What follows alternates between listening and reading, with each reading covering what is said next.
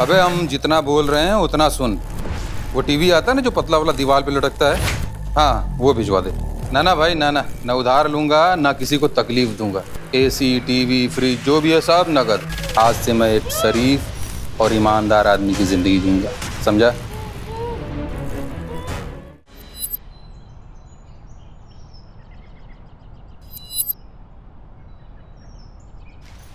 दिशा। हाँ माँ। सेलिब्रेशन की तैयारी हो गई सब? मम्मा, आपके तय खाने में से कुछ मिलेगा तब तो सेलिब्रेशन की तैयारी होगी ना। मेरा तय खाना? हाँ क्या चाहिए तुझे? मम्मा, चॉकलेट सिरप। बिना चॉकलेट सिरप के मैं पापा का बर्थडे केक कैसे बनाऊंगी? सॉरी, मैं भूल गई। मम्मी, मैंने आपको बोला था ना लेकर आने। आप दोनों ना बिल्कुल इर्रिस्पॉन्सिबल हो गए हो। पता नहीं मैं नहीं होती तो आप लोगों का क्या होता। सचमुच तू नहीं होती तो हमारा क्या होता? चलो चलो, ज्यादा सेंटी होने की जरूरत नहीं है, मुझे बहुत काम है और पापा के आने का टाइम भी हो रहा है। मैं ना जल्दी से दुकान जाकर सामान लेकर आती हूँ। ठीक है। दिशा रुक। दिशा, मैं दुकान पे फोन कर देती हूँ, तुम्हें जाने की जरूरत नहीं है। अरे मम्मी, अब तो 6 बज गए, वो नहीं होगा वहां पे। आप टेंशन मत लो, मैं लेकर आती हूँ। मैंने कहा ना, मैं फोन कर देती हूँ।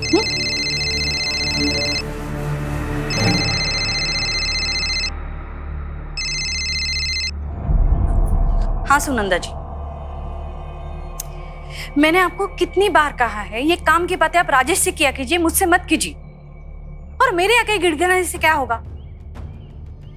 नहीं, अभी राजेश घर पे नहीं है। हाँ, आप बाद में फोन कीजिए। देखो दिशा, दिशा,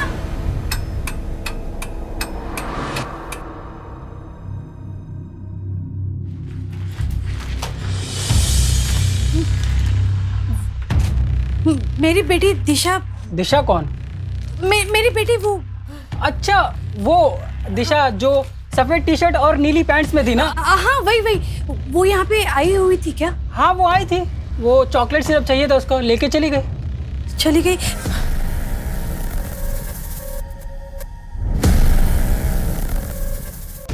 दिशा, राजेश, राजेश, वो दिशा। दिशा, अरे क्या हुआ, चिल्ला क्यों रही हो? दिशा, राजेश दिशा कहीं मिल नहीं रहे हैं, मुझे बहुत डर लग रहा है राजेश। मिल नहीं रही मतलब?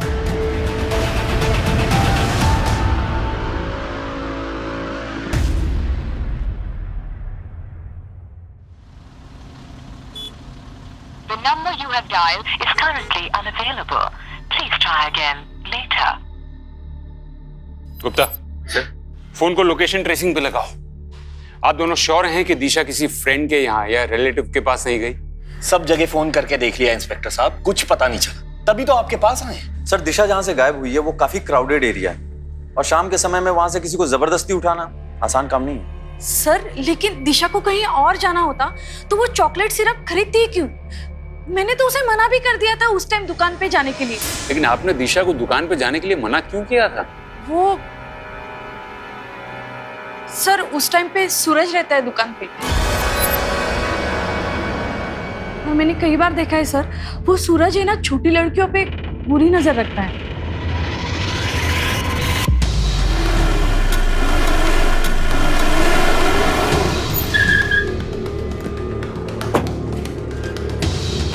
सूरज? नहीं मैडम, वो तो मेरे यहाँ काम करता है। आज सुबह में उसका फोन आया था कि उसे कुछ काम है, इसीलिए 1-2 दिन दुकान पे नहीं आएगा।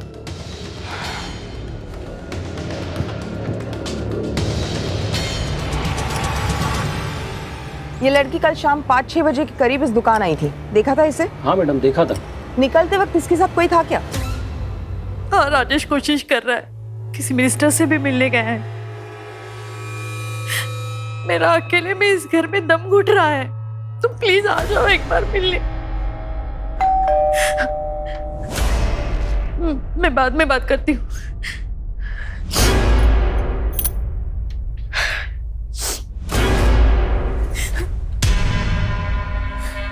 सुनंदा जी, आप? प्रीति, मैंने दिशा के बारे में सुना, इसलिए। आपने सुना तो आप समझ सकते हैं हम किस दौर से गुजर रहे हैं। देखिए, मुझे अभी किसी से नहीं मिला। जानती हूँ बुरा वक्त है, इसलिए तो दर्द बांटने आई हूँ। मैं आप लोगों के लिए टिफिन लेके आई हूँ। अगर बुरे वक्त में रिश्तेदार काम नहीं आएंगे तो कब आएंगे? और आप घबराइए मत, मैंने मन्नत मांगी, हमारे परिवार के साथ फिर से ऐसी कोई अनहोनी नहीं होगी। सर, आज ये छुट्टी लेकर गली के लड़कियों के साथ रंगोली बना रहा था। तो इसमें मैंने कौन सा क्राइम कर दिया? काम से ज्यादा लड़कियों पे ध्यान रहता ना तेरा। कल दिशा का पीछा क्यों किया था? दिशा? कौन दिशा साहब? चल बता, तू किराने की दुकान पे काम करता है ना? जी साहब। तो सरसों का तेल अच्छा होता है या फिर सोयाबीन का? अरे साहब, आप लोग वो प्रीति मैडम की बेटी की बात कर रहे हैं ना? जी हाँ, मैं कल उसके पीछे गया था। वो चॉकलेट सिरप लेने आई थी तो मुझे लगा उसका बर्थडे है, मैं उसको चॉकलेट देने गया था। रोड तो सीधा ही था साहब, पर वो पता नहीं कहाँ गायब हो गई, कहीं दिखी नहीं मुझे। और तू 15 मिनट तक उसे ढूंढता रहा? साहब, अगर आपको यकीन नहीं हो रहा है तो उस फोन वाले से पूछ लीजिए ना। फोन वाला? हाँ साहब, दिशा जब दुकान पे आई थी तो वो पूरे टाइम किसी से फोन पे ही बात कर रही थी। हाँ ठीक है, हाँ हाँ ओके, हाँ यू डोंट वरी, बस मैं निकल रही हूँ। हाँ हाँ ओके। गुप्ता, 12 घंटे हो गए लेकिन अभी तक फिरौती के लिए कोई फोन नहीं है। पर सर, दिशा का अगर अपहरण हुआ होता तो मार्केट में कोई तो दिखता। सर, फोन स्विच ऑफ है तो लोकेशन ट्रेस नहीं हो पाएगी, लेकिन दिशा के कॉल रिकॉर्ड्स मंगवाए। मतलब अगर सूरज सच कह रहा था तो वो फोन कॉल? स्वाति, तुम फोन के सर्विस प्रोवाइडर को इन्फॉर्म करो और उनको बोलो कि मैटर अर्जेंट है। Right sir. Gupta, yes sir. एक बात तो साफ है, दिशा ने दुकान से चॉकलेट सिरप लिया था, मतलब वो घर ही जा रही थी। या तो उस फोन कॉल ने दिशा का प्लान चेंज किया है, या तो मार्केट में उसे कोई मिला है जो उसे कहीं और ही ले गए। सर, मैं दिशा के दोस्तों से पूछताछ करता हूँ। जरूरी नहीं कि दोस्त ही हो, कोई रिश्तेदार भी हो सकता है, कोई ऐसा जो उसे बहुत करीब से जान पाओ। लेकिन अगर वो दिशा के पैसे नहीं चाहता, वो दिशा से चाहता क्या है?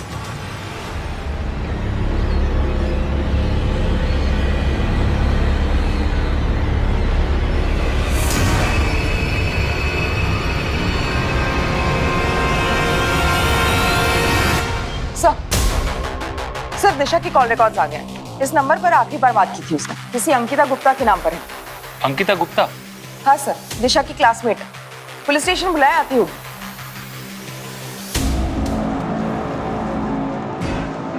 अंकिता गुप्ता, तुम दिशा की क्लासमेट हो? जी सर। तुमने कल दिशा को मिलने बुलाया था? नहीं सर, मैंने बस उसको कॉल किया था अपना सामान ले जाने के लिए। सामान? हाँ सर, उसने मुझे एक बॉक्स दिया था स्कूल के अंदर, कहा कि ये तुम रख लो, मैं घर नहीं ले जा सकती। वो बॉक्स है तुम्हारे पास?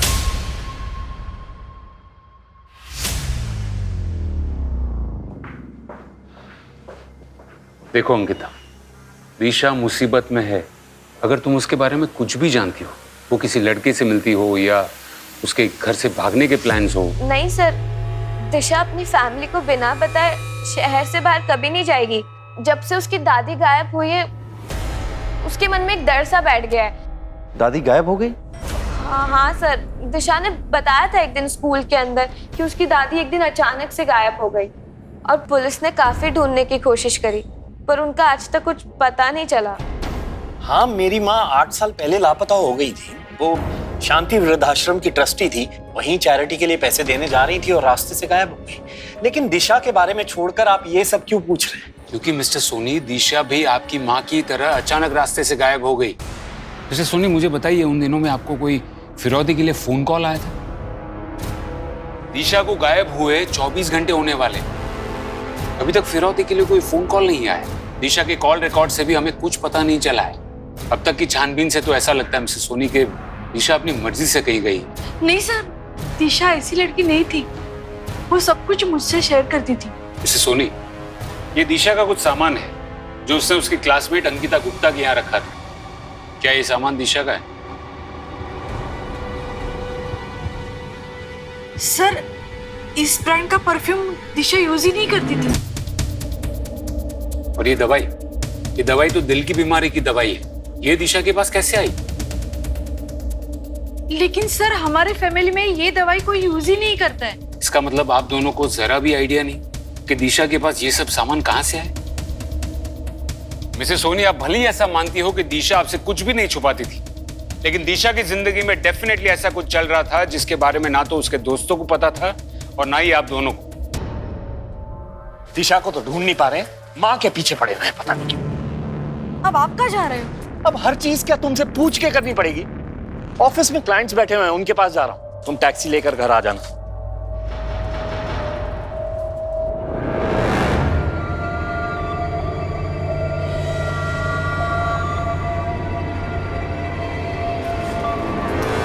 अरे आप, राजेश ने देखा नहीं ना? देख लेता तो हंगामा कर देता। सर, या तो ये माँ बाप अपनी बेटी के बारे में कुछ नहीं जानते, या फिर माँ बाप जानबूझकर हमसे कुछ छुपा रहे हैं। हमें इस केस के हर पहलू की जांच करनी होगी। स्वाति, एक काम करो, दिशा की दादी के साथ 8 साल पहले क्या हुआ था उसकी केस फाइल निकलवाओ। Right sir. हो सकता है कि इस केस का पेड़ कहीं और जड़ें कहीं और हो। एक मिनट, डब्ल्यू के मेडिकल स्टोर विजयनगर, इस मेडिकल की दुकान में सीसीटीवी जरूर होगा। वहां जाके चेक करो कि दिशा ये दवाई लेने अकेली आई थी या उसके साथ कोई और भी था। Okay sir.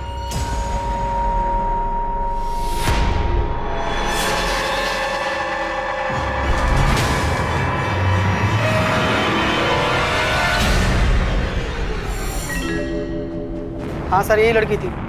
ये मुझे इसलिए याद है क्योंकि उसने दवाई खरीदी नहीं बल्कि चोरी करके भागी थी ये। पक्का यही लड़की थी? सर, मैं सीसीटीवी फुटेज लाया हूँ, आप चाहिए तो देख लीजिए।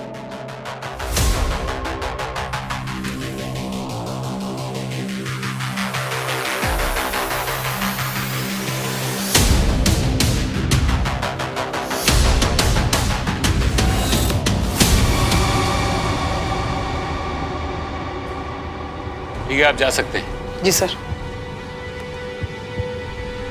सर, दिशा तो अच्छे घर से, फिर उसे दवाई चुराने की क्या जरूरत थी? प्रीति जी ने कहा था कि उनके परिवार में किसी को दिल की बीमारी नहीं है।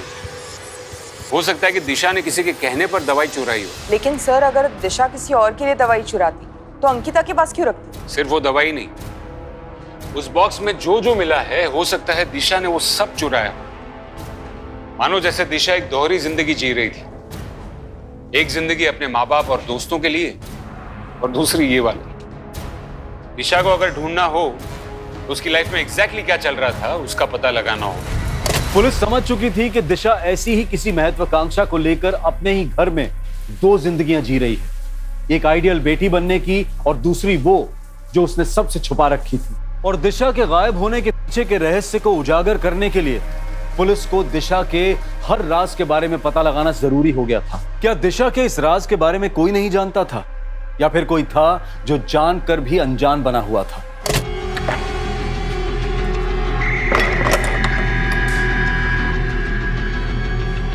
बेटा, खाना रेडी है। हाँ माँ, आई 1 मिनट।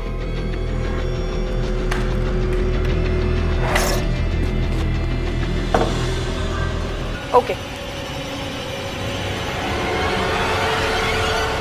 सर, साइबर टीम से कॉल आया था। कुछ देर पहले दिशा का फोन स्विच ऑन हुआ है। लोकेशन?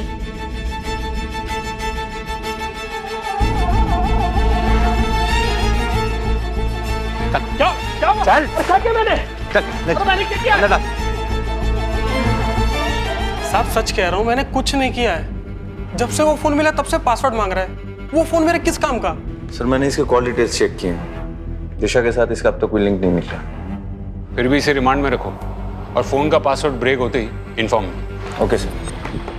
प्लान में कोई चेंज नहीं होगा। हाँ, जो डील हुई है वही फाइनल है। सर, दिशा का फोन अनलॉक हो गया, बाकी सारे रेगुलर मैसेज है, लेकिन ये मैसेज है जो 15 दिन पहले आया है। उनका मैसेज? Yes sir. दिशा ने एटीएम से 50,000 रुपए निकाले? सर, दवाई की दुकान में चोरी होने के ठीक अगले दिन दिशा ने ये पैसे निकाले। पर दिशा को इतने सारे पैसों की क्या जरूरत पड़ी होगी? गुप्ता, तुम एक काम करो, एटीएम का सीसीटीवी फुटेज चेक करो जल्द। Yes sir.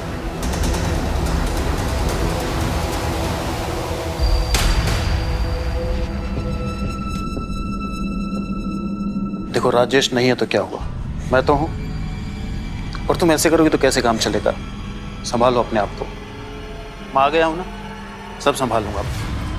साले कमीने, तुझे मना किया था ना यहाँ आने के लिए, फिर तेरी हिम्मत कैसे हुई मेरे घर में आने की? राजेश, भैया को छोड़ दो, भैया को मैंने बुलाया था। तू पहले ही मेरा लाखों का नुकसान करा चुका है, अब क्या लेने आए हैं यहाँ? हेलो इंस्पेक्टर साहब, 50,000? एक सेकेंड प्रीति, तुम्हारा और दिशा का जो जॉइंट अकाउंट है उसका एटीएम यूज करके दिशा ने 50,000 निकाले। हाँ, निकाले तो है। इंस्पेक्टर साहब, नहीं, दिशा ने हमें इस बारे में कुछ नहीं बताया। दिशा के पास सब कुछ तो था, जरूर उसे किसी ने पहला फुसला के पैसे निकलवाए। जीजा जी, कुछ हफ्ते पहले मैंने दिशा को 24-25 साल के दाढ़ी वाले आदमी के साथ मार्केट में देखा था। शायद ये सब कुछ उसी ने किया हो। फिर पहले क्यों नहीं बताया मुझे आपने? अरे मेरा पर्स कहाँ गया? ए भाई, मेरा पर्स कहाँ है? हमको क्या पता पर्स कहाँ है तुम्हारा? मैं यहाँ बैठकर चाय पी रहा, तुम मेरा पर्स निकाल लिए। यार हद हो गई बदतमीजी की, चोर बोल रहे तुम हमको। कहाँ चुराएंगे तुम्हारा पर्स यार? फालतू की बकवास बंद कर, मेरा पर्स हाँ, पर्स हाथ किसने लगाया हमको? पर्स दे। ओ भाई साहब, ओ शांत चोर बोल रहा है हमको ये। शांत हो जाओ भाई, इसने नहीं चुराया तुम्हारा पर्स। अरे इसने चुराया यार, यहाँ बैठे थे हम। वो भिखारी बैठते हैं ना यहाँ पे, उसने चुराया होगा। मेरा तो 25,000 रुपए महीने का नौकरी जाने वाला था उस भिखारी के चक्कर में। 25,000? 25,000? हाँ, पर्स में कार्ड था ना नौकरी देने वाले का। ऐसी कौन सी नौकरी है 25,000 रुपए वाली? वो फॉरेन की मार्केटिंग कंपनी। भाई कुछ मेरे लिए भी देखो ना यार, बेरोजगार है हम। 25 में से 15 मैं आपको दे दूंगा। अरे ऐसा तो हम 16,000 दे देंगे आपको, 9,000 में हमारा खर्चा चल जाएगा। देखो ना भाई, अगर कुछ सेटिंग होता है तो। हाँ, ओए मैडम आ गई। Good morning madam. Good morning madam. Good morning. बैठ जाओ कार में। कार में? इंटरव्यू? हाँ कार में, ज्यादा टाइम नहीं है मेरे पास।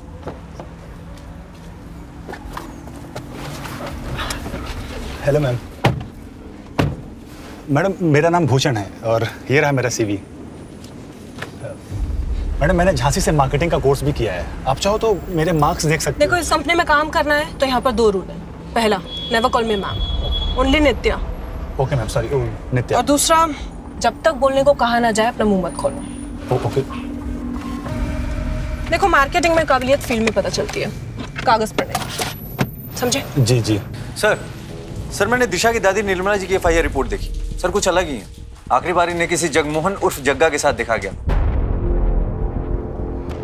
और इस जगह के खिलाफ छोटे मोटे फिरौती के केसेस हैं। फिरौती के केस? और फिर भी उसने पैसे नहीं मांगे? हाँ सर, सबूतों के अभाव में इसे बेल मिल गई। लेकिन सर बात अजीब ये है कि बेल मिलने के बाद ये जग्गा भी गायब हो गई। क्या? बहुत अजीब आदमी था साहब। एक दिन मुझे फोन करके बोला कि टीवी और फ्रिज घर पर भेज दे, बहुत पैसे आने वाले हैं। फिर पता चला कि जगह को पुलिस वालों ने उठा लिया। बाद में जेल से छूटा तो गायब हो गया। उसके बाद उसे किसी ने नहीं देखा। उसके घर परिवार में कोई और था? उसकी बीवी और 13-14 साल का एक लड़का था।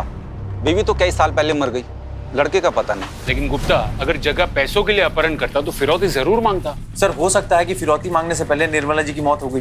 तो 8 साल बाद अगर उसी जग्गा ने राजेश सोनी की बेटी को उठाया है तो पक्का ये पैसों का मामला नहीं लगता, कोई आपसी रंजिश का मामला लगता है। ओके सर, मैं जग्गा को ढूंढने के लिए टीम लगाता हूँ। जगह को ढूंढना इतना आसान नहीं होगा, उसके बेटे को ढूंढो। कोई बाप अपने बेटे से इतने सालों तक अलग नहीं रहेगा।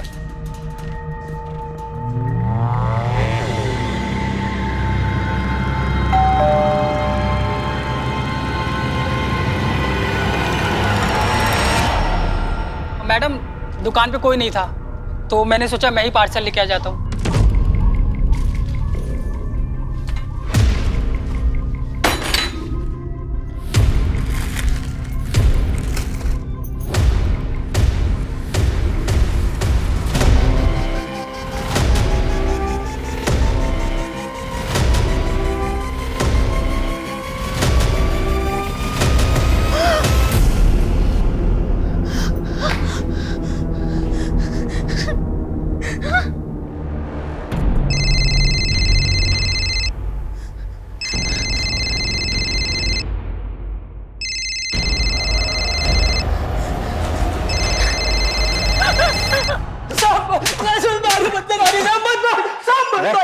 सही सही बता वरना तेरा खाता बही सब बंद कर दूंगा। साहब हम सच कह रहे हैं साहब। साहब हमने कुछ नहीं किया।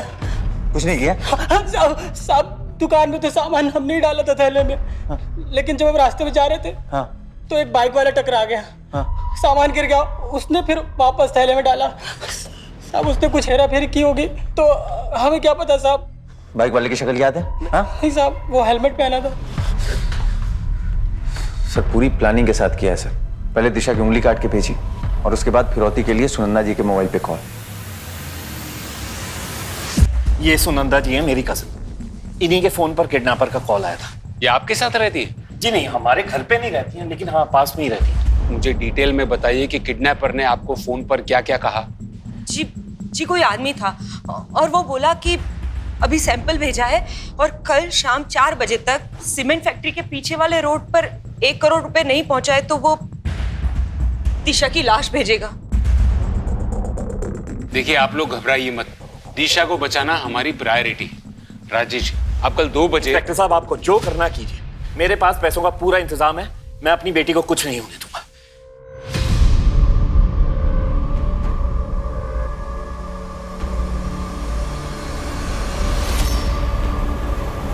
सर आखिर ये केस फिरौती का ही निकला सर, लेकिन किडनैपर बहुत होशियार है, हर चीज प्लान कर रहा है, तभी तो उसने फिरौती के लिए इतनी देर बाद फोन किया। गुप्ता कल कितनी भी प्लानिंग तुम सबको इन्फॉर्म कर दो कि हमें कल किसी भी हाल में दिशा को बचाना है।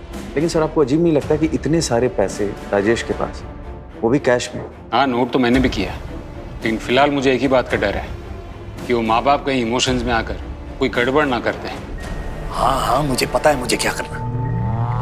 पैसों की चिंता तुमसे ज्यादा मुझे है, समझे? अब आगे से मुझे यहाँ फोन मत करना, ठीक है?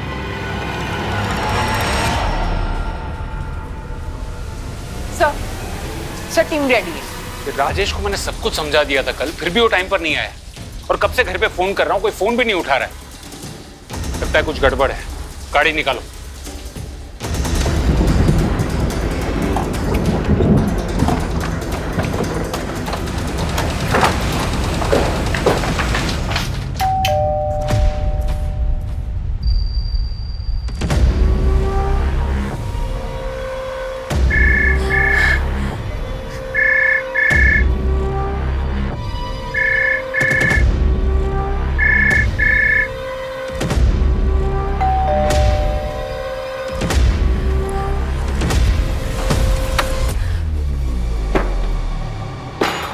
कर रही है मिसेस सोनी, आप घर पर है और आप पुलिस का फोन नहीं उठा रही हैं। और राजेश कहाँ है? वो सर। देखिए प्रीति जी, अगर आप पुलिस से कोई भी बात छुपाएंगी तो हम दिशा को नहीं बचा पाएंगे। अरे जरा तो समझिए, जो इंसान दिशा की उंगली काटकर भेज सकता है वो दिशा के साथ कुछ भी कर सकता है। सर राजेश सुनंदा दी के साथ किडनैपर को पैसे देने गया है। पर टाइम तो 4 बजे का था ना। हाँ, पर वो प्रीति, राजेश ये देखो क्या हुआ, कोई मैसेज आया है किसी और नंबर से। क्या मैसेज है, पढ़ो ना। लिखा है पुलिस के पास गए थे, अगर दिशा जिंदा चाहिए तो पुलिस को बिना बताए राजपुर के जंगल के अंदर वाले कुएं के पास आज दोपहर 2 बजे तक आ जाओ। अब क्या करें? अरे क्या करेंगे, वही करेंगे ना जो वो चाह रहे हैं, पैसे देंगे और दिशा को छुड़वाएंगे। नहीं नहीं नहीं, मैं तो कहती हूँ हमें पुलिस के पास जाना चाहिए, कहीं वो लोग हमारे साथ ही कुछ। अरे कुछ नहीं करेंगे वो, उन्हें पैसों से मतलब है बस। आप तैयार रहिए, बाकी मैं संभाल लूंगा। कोई नहीं संभाल पाएगा। मिसेस सोनी, किडनैपर्स ने पहले सुनंदा जी को फोन किया, हमने फोन टैप किया तो उसने एसएमएस की। कोई तो है जो किडनैपर को खबर दे रहा है, लेकिन आप घबराइएगा नहीं।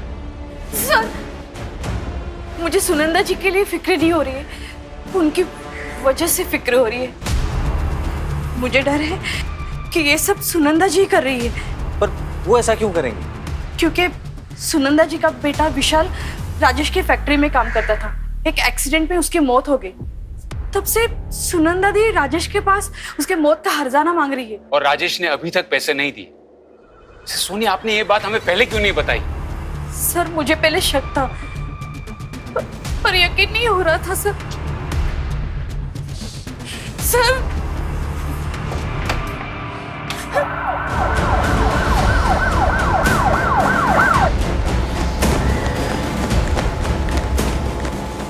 अरे आप लोग यहाँ क्या कर रहे हैं? प्लीज जाइए यहाँ से। सुनंदा किडनैपर्स को पैसे देने गई है, दिशा को लेके आती होगी। कुछ गड़बड़ मत करना। अरे गड़बड़ तो आपने की है मिस्टर सोनी, गलत इंसान पर भरोसा करके। किस तरह को ये सुनंदा यहाँ गई है, लेकिन आप बात सुनिए। इंस्पेक्टर साहब क्या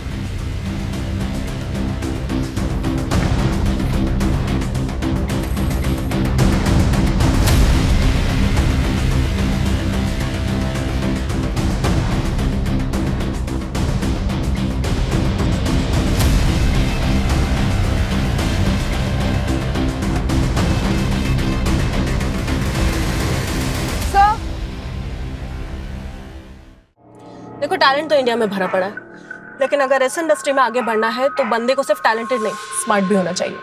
तो तुम लोगों में से कोई स्मार्ट है?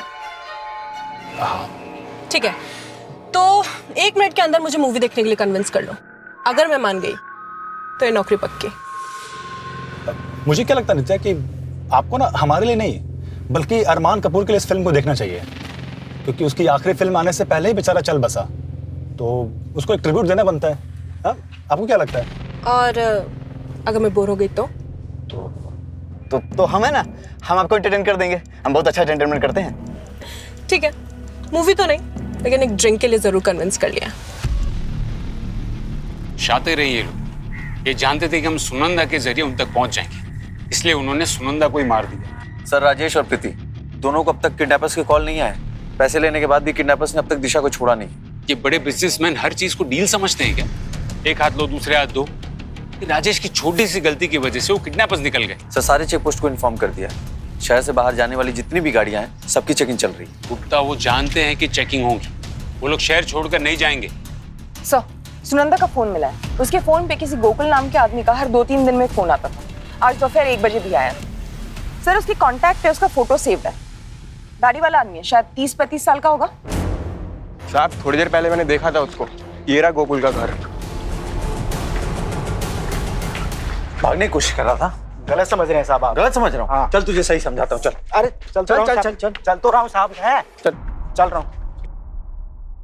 तेरी पूरी कुंडली निकाली हमने। सच सच बता, दिशा कहाँ है? साहब, मुझे नहीं मालूम आप किस दिशा के बारे में बात कर रहे हो। तो तुझे तो ये भी नहीं पता होगा कि तेरा ये पैर कैसे टूटा। मैं याद दिलाता हूँ, विशाल सुनंदा का बेटा, उसी के साथ तू काम करता था ना राजेश की फैक्ट्री में, और जिस हादसे में विशाल की मौत हुई उसी हादसे में तेरा ये पैर टूटा।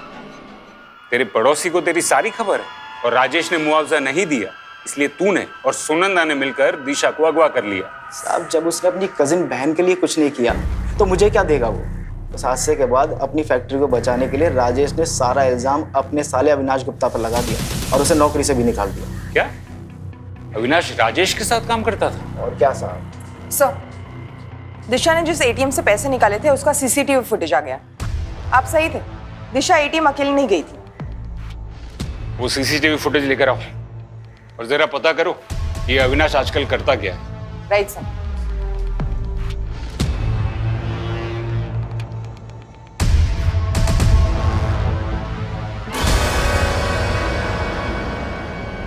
गीता, दिशा ने पहले तुम्हें वो बॉक्स दिया और फिर 50,000 रुपए।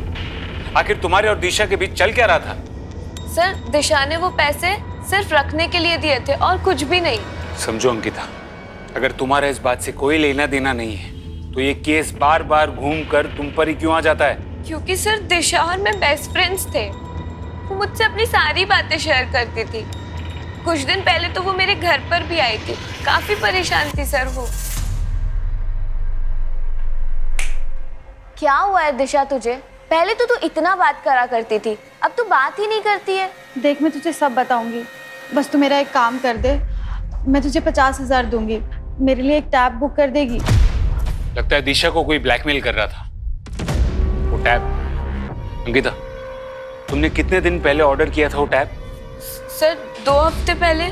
गुप्ता, तुम वो ऑनलाइन साइट से कांटेक्ट करो। बॉस की गाड़ी पे ही पत्थर मार दिया। क्या बात है, बहुत खूब।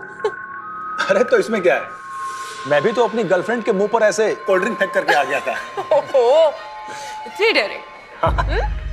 नित्या मैडम, अब चलो ना, बहुत टाइम हो गया। अरे, जब बॉस एंजॉय कर रही है तो तुम्हें क्या जल्दी है? चुपचाप बैठे रहो। मैं जरा होके आता हूँ।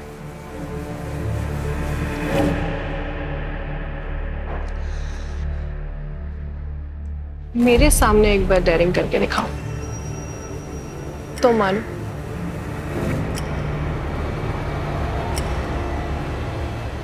किडनैपर ने पैसे भी दिए और दिशा को भी नहीं छोड़ा।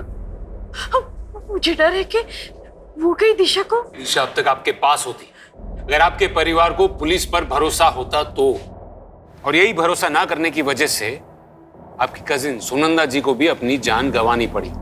गलती तो हमसे हो गई है सर, लेकिन क्या अब हम कभी दिशा को ढूंढ नहीं पाएंगे? ढूंढ पाएंगे, जरूर ढूंढ पाएंगे, अगर आप सब हमसे सच कहना शुरू करेंगे तो। सर आपको जो पूछना पूछिए सर, अब हम सब कुछ सच बताएंगे आपको। ठीक है, तो बताइए कि राजेश जी ने आपसे सारे रिश्ते नाते क्यों तोड़ दिए? वो सर हमारा फैमिली मैटर है सर। फैमिली नहीं, बिजनेस मैटर है। इतनी डेयरिंग तो मुझे हाथ लगाएगा? अरे मैडम, आपने ही तो कहा था मुझे। मैंने कहा था मेरे कपड़ों के अंदर हाथ डालने को?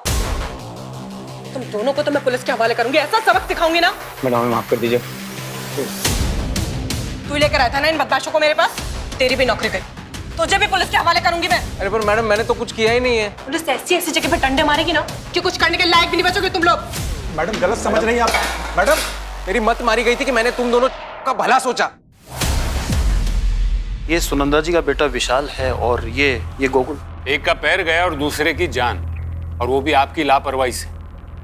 आप राजेश जी की कंपनी में मैन्युफैक्चरिंग के मैनेजर थे, आपकी वजह से कंपनी को नुकसान हुआ और इसीलिए राजेश जी ने आपको उनके दिल से और काम दोनों जगह से निकाल दिया। नहीं सर, भैया की कोई गलती नहीं थी, वो सिर्फ एक हादसा था। हादसा हो सकता है मिसेस सोनी, लेकिन उसके बाद जो अविनाश जी ने किया वो उनकी प्लानिंग थी। अविनाश जी के पास काम नहीं था, जमा पैसे खत्म होने लगे थे, फिर भी अविनाश जी ने एक महंगा वाला टैबलेट खरीदा, वही टैबलेट जिसके लिए दिशा ने एटीएम से पैसे निकलवाए और अपनी क्लासमेट अंकिता गुप्ता के पास ऑर्डर करवाए। ऐसा क्या जानते थे दिशा के बारे में जो उसे ब्लैकमेल कर रहे थे? साले कमीने, क्या किया तूने दिशा के साथ? संभालिए अपने आप। बता। छोड़िए। और उसके बाद आपने एक 20-25 साल के दाढ़ी वाले आदमी की कहानी शुरू की ताकि हम आप तक ना पहुंच पाए, है ना? मैंने झूठ बोला सर, लेकिन सर ये मैंने मेरे बेटे अंकुश को बचाने के लिए बोला सर। वो अनजाने में ही वो दिशा को ब्लैकमेल कर रहा था सर, बस इसीलिए मैंने ये। दिशा ने कुछ सामान देने के लिए अंकुश को मार्केट में बुलाया, तभी अंकुश ने देखा।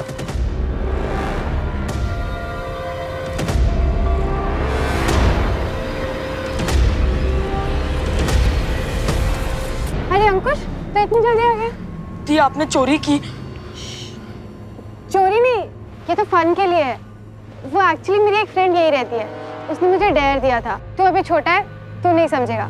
तो एक काम कर, ये संभाल ले और तू घर जा, मम्मी ने बुलाया। दिशा दी डर गई थी कि मैं पापा को सब बता दूंगा, इसीलिए उन्होंने मुझे फोन किया था। मैंने उन्हें प्रॉमिस किया कि मैं किसी को नहीं बताऊंगा अगर मुझे टैबलेट मिला तो। पर जब दी गायब हुई, मैंने पापा को सब बता दिया। दिशा कह रही थी कि उसकी फ्रेंड ने उसे डेयर दिया है। बेटा, आपने दिशा के साथ किसी को देखा था? हाँ, और मुझे ये भी याद है कि दी मुझे सामान देने के बाद किस घर में गई थी।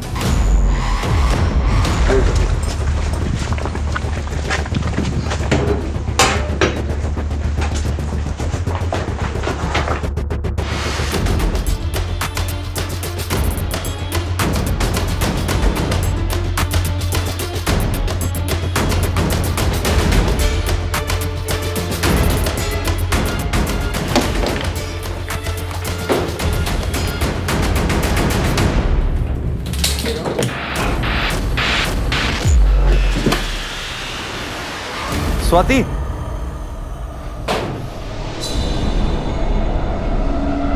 हाँ गुप्ता बोलो। सर इस घर में दिशा की बॉडी मिली है, जग बेड के अंदर प्लास्टिक में रैप्ड है, और इस वजह से स्मेल बाहर नहीं आई और आसपास के लोगों को पता नहीं चला। गुप्ता, उस बॉडी को तुरंत पोस्टमार्टम के लिए भेजो और उनको बोलो कि रिपोर्ट जल्दी प्रोसेस करके, क्योंकि हमें ये न्यूज़ दिशा के पेरेंट्स तक भी पहुंचानी है। और उस घर की अच्छे से तलाशी लो और उस घर के लैंडलॉर्ड से भी बात करो। 1-2 महीने से ही थी यहाँ पर साहब। अब लड़की थी तो मैंने ज़्यादा कुछ पूछताछ नहीं करी। हाँ, इतना पता है कि किसी वृद्धाश्रम में मैनेजर थी साहब वो, और उसकी कार यहीं पीछे पार्क है साहब।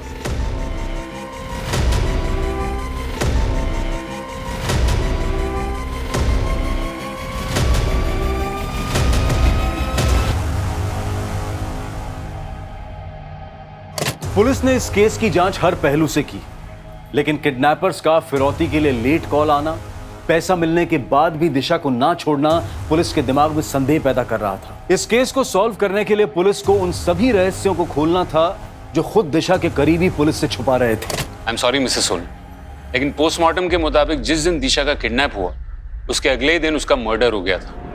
क्या? कमाल है मिस्टर सोनी, आप क्यों चौंक गए?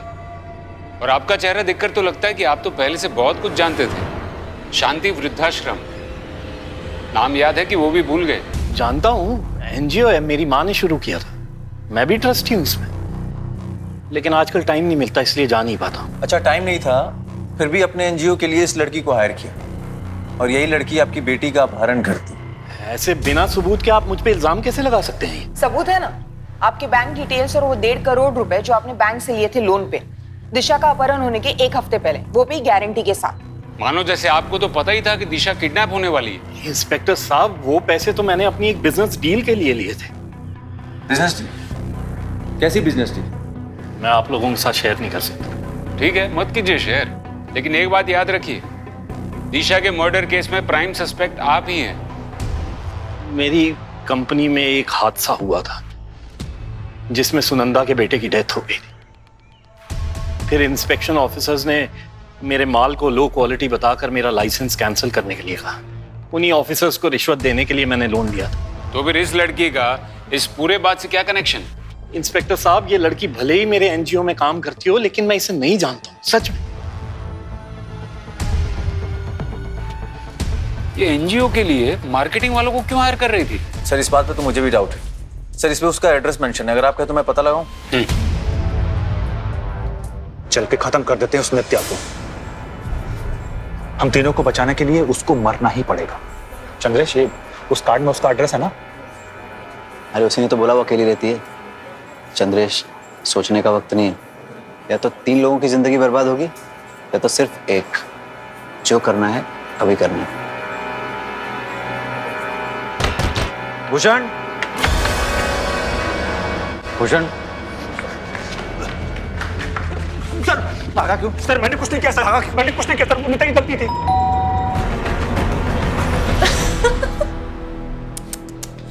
मारने आए हो मुझे? अरे यार, पहले बोलना था। काम करो, मारो। सबके सामने मारो। वो देखो कैमरा, तुम तीनों की सारी हरकतें उसमें रिकॉर्ड हो रही है। अरे क्या हुआ, मारो ना। हाँ देखो, अगर मुझे कुछ भी हुआ ना तो पुलिस को सब दिख जाएगा। अटेम्प्ट टू मर्डर, रेप, इन सब के इल्जाम में फंसाऊंगी तुम तीनों को मैं। और तू मैडम प्लीज हमें माफ कर दो, आप जो कहेंगे हम करने के लिए तैयार हैं। ये पुलिस के लफड़े में मत फंसाइए प्लीज मैडम, प्लीज। साहब, वो नित्या लालची लड़की थी, बोली कि मैं जॉब से तंग आ गई हूँ, मुझे एक साथ ढेर सारा पैसा चाहिए, और एक पैसे वाली लड़की उसकी बहुत बड़ी फैन है, अगर उसको किडनैप कर लिया तो सबकी लाइफ बन जाएगी। तो किडनैप करके पैसे ही चाहिए थे तो फिर मारा क्यों? साहब, ये मैं नहीं जानता। अरे मुझे और अमित को तो उसने सामान लाने बाहर भेज दिया था, और जब वापस लौटे तो नित्या बोली कि लड़की गलती से मर गई है, तुम दोनों कहीं जाकर छिप जाओ होटल या लॉज में। फिर कुछ दिनों के बाद वो पैसा लेकर के आई और बोली कि तुम लोग गाँव निकल जाओ यहाँ से। तो पैसे कहाँ हैं और वो लोग कहाँ हैं? पैसे तो उसने बोला कि जब ये मामला ठंडा हो जाएगा तो उसके बाद तुम्हें मिल जाएंगे। और अमित तो जयपुर निकल गया, और नित्या चंद्रेश को लेकर पता नहीं कहाँ चली गई, शायद मुंबई, नहीं पुणे चली गई थी।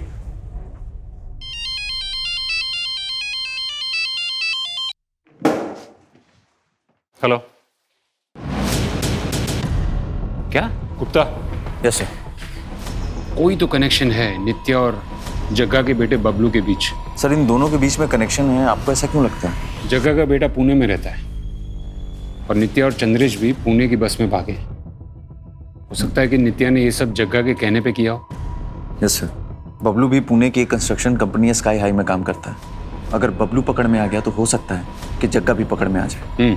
और तुम नित्या और चंद्रेश की फोटो भी वहां की लोकल पुलिस स्टेशन में सर्कुलेट करवा दो। Yes sir.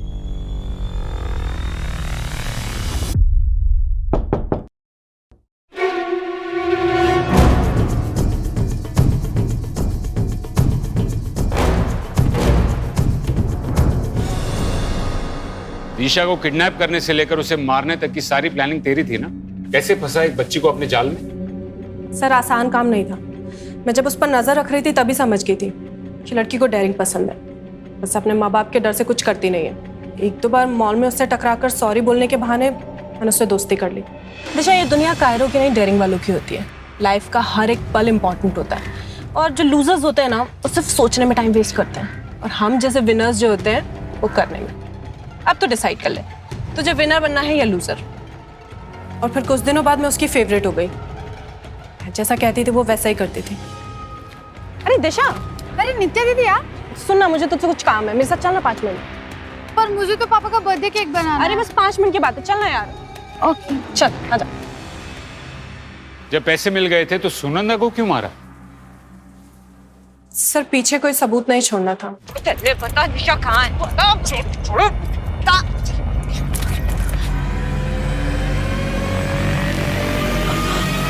तुम दोनों इतने होशियार तो नहीं लगते कि ये सब प्लान कर सको।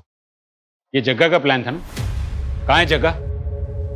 कौन जग्गा सर? बनो मत।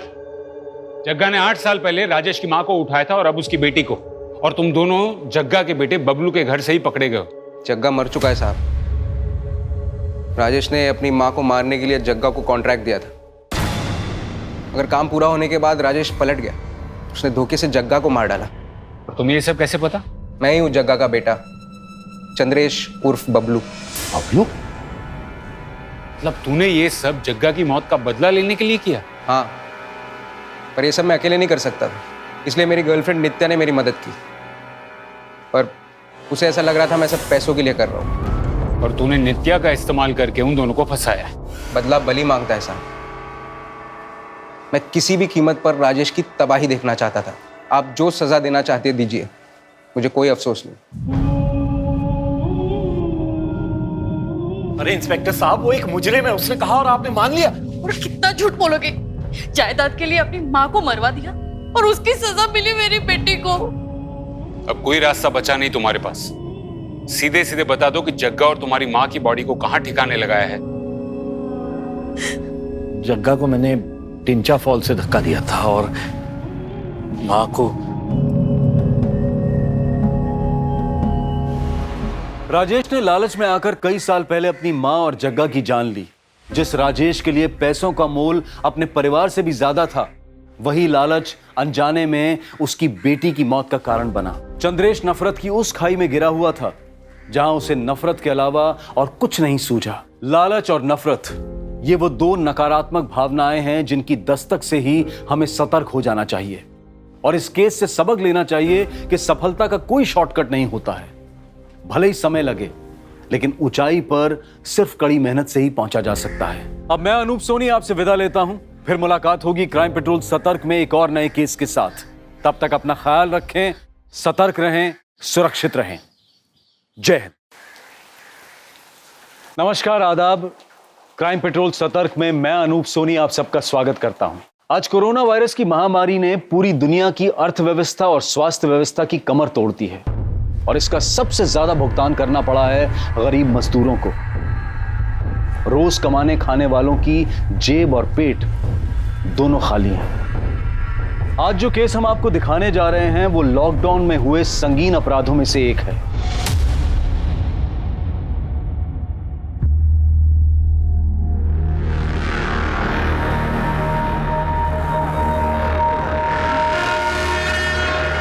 अरे ये कौन है बे? हेलो, किधर? ऐसा फोकट में एंट्री नहीं है गांव में।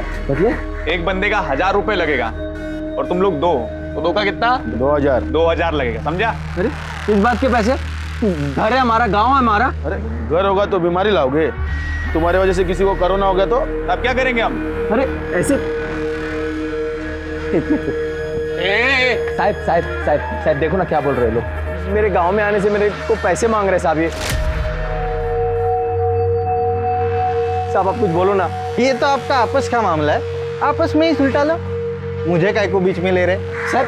देखो क्या बोल रहे, जाओ जाओ देखो। माला माला माला माला देखो मेरी बाइकों की तबीयत ठीक नहीं है, अभी जाने दो मुझे, मैं बाद में पैसे दे दूंगा तुम लोग को, ठीक है? अभी कितना तेरे पास? अभी अभी अभी बस ये आखिरी 500 है। हाँ बस ये तेरा एडवांस हो गया, बाकी का हम लोग शाम को लेंगे, समझा? चल अभी 1500 शाम को देना, शेयर करने का तो। ओ भाई कहाँ जा रहे हो? पहले वो मास्क लगाओ, हाथ आगे करो। अरे यार उल्टा उल्टा वाला। हाँ ये देखो, ये क्या है? स्टैम्प। ये आपका भी हाथ। अभी आपको 14 दिन घर से कहा बाहर नहीं निकलना है, इधर उधर घूमना नहीं, घूम के बीमारी फैलाना नहीं, समझे? और देखो किसको भी घर में सर्दी खांसी जुकाम ऐसा कुछ हुआ तो सीधा कोविड हॉस्पिटल जाना, समझे ना? चला।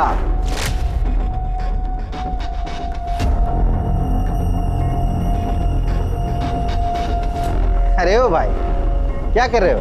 अरे साहब बस ऐसे ही बात कर रहे थे। पैसा अकेला ही रखोगे? जबरदस्ती की गुंडागर्दी मचा रखी है। तो अपने घर में आने की कोई पैसे देता है क्या?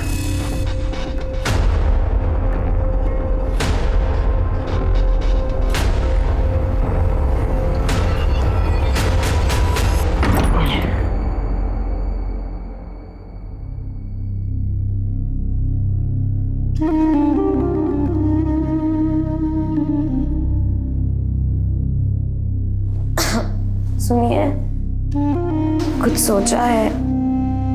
पड़ोसियों को पता चलेगा तो क्या कहेंगे? अरे तब की तब देखेंगे, अभी तू आराम कर। शाम को उनको पैसे भी देने हैं, कहाँ से लाएंगे? अरे तू क्यों चिंता कर रही है उसके बारे में? मैं हूं ना, मैं सब संभाल लूंगा।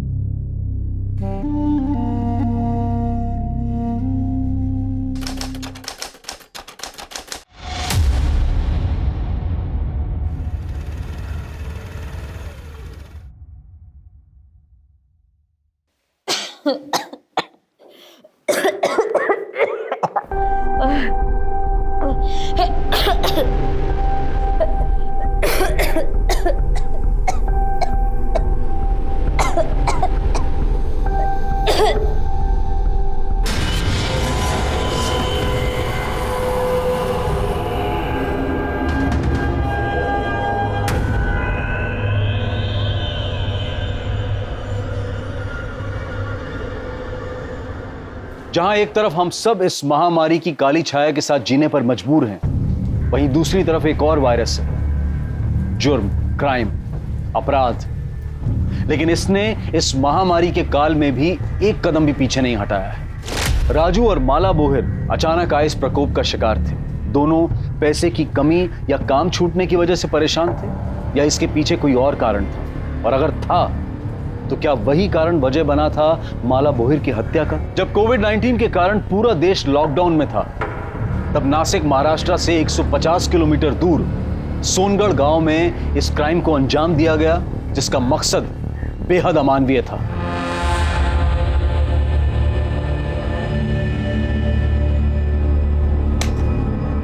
ऐसे तो भूखे मर जाएंगे हम विट्ठल भाऊ, पता नहीं काम कब शुरू होगा। मैं क्या बोलता है विट्ठल भाऊ, गांव चलते हैं, काम शुरू होगा तो वापस आ जाएंगे ना। अरे वहां अपना परिवार है, इधर कौन है देखने वाला? कुछ हो गया ना तो गए हम लोग। जो हुआ सब भगवान की मर्जी थी माला, इसमें हम क्या कर सकते हैं? बस अब ये सोचो कि आगे सब कुछ ठीक हो।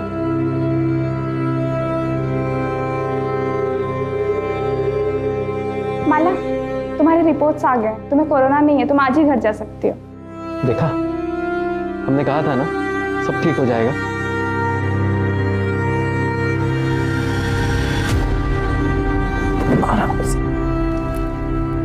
तू आराम कर, मैं खाने का इंतजाम करता हूँ। और जब तक तेरी तबीयत ठीक नहीं हो जाती ना, रसोई में घुसने की कोई जरूरत नहीं है। रोज रोज कौन मुफ्त में देगा खाना? अरे किसी के घर मांगने थोड़ी जा रहा हूँ, अस्पताल जा रहा हूँ, वो लोग दे रहे हैं। और अस्पताल जा रहे हो? हाँ। नहीं, आप मान नहीं जाओगे। हम कहीं और से खाना मंगा लेंगे, लेकिन बस आप मान नहीं जाओगे। वहाँ पे बहुत गलत काम होते हैं, आप मान नहीं जाओगे। माला मेरी बात, हम पड़ोसियों से ले लेंगे। माला मेरी बात, लेकिन आप मान नहीं जाओगे। माला मेरी बात सुन। माला मेरी बात सुन। हमारा बच्चा गिर गया, इसमें मैं अस्पताल की कोई गलती नहीं। वो बच्चा हमारी किस्मत में ही नहीं था। मैं बच्चे की बात ही नहीं कर रही, मैं अपनी बात कर रही हूँ। उस अस्पताल में मेरे साथ बहुत गलत हुआ था। क्या हुआ था? बोलना माला, क्या हुआ? अस्पताल में डॉक्टर ने मेरे साथ बहुत गलत किया था। मैंने मना किया, उसको बहुत बोला, लेकिन उसने मेरी एक नहीं सुनी।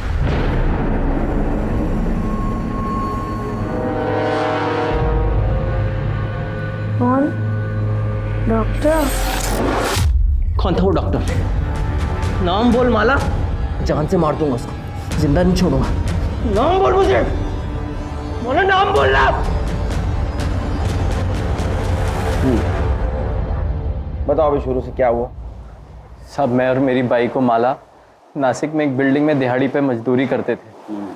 अभी कुछ दिन पहले कॉन्ट्रैक्टर आया और बोला कि तुम सब लोग अपने अपने घर पे चले जाओ, अभी यहाँ पे कोई काम नहीं होगा, पूरा काम बंद है, समझे भाई? काम बंद मतलब? कोरोना बीमारी फैली है पूरी दुनिया में, इसलिए तो सरकार ने पूरा काम बंद कर दिया है, पूरे देश में लॉकडाउन कर दिया है।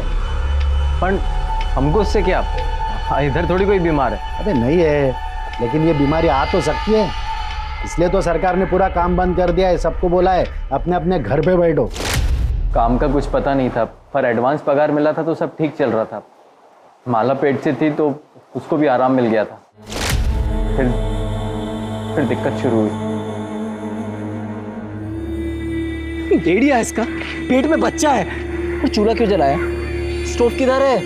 मैं पूरा मार्केट घूम के आई, मेरे को कहीं भी घासलेट नहीं मिला, इसलिए फिर चूल्हा जलाना पड़ा। अभी बहुत हो गया, अभी एडवांस का पैसा भी खत्म होने वाला है।